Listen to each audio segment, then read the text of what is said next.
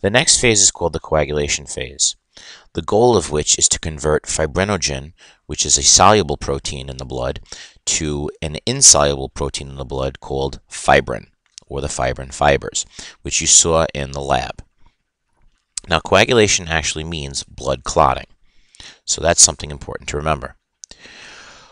Normal blood clotting depends upon clotting factors, and many of these clotting factors are termed proenzymes.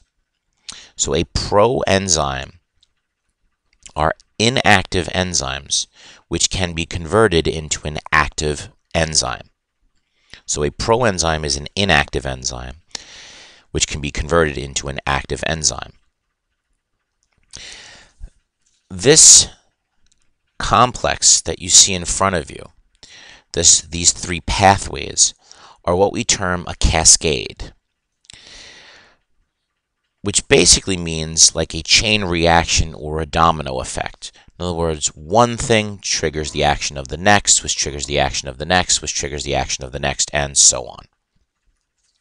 So we're talking about the coagulation phase. It's actually broken up into what we call the extrinsic pathway and the intrinsic pathway.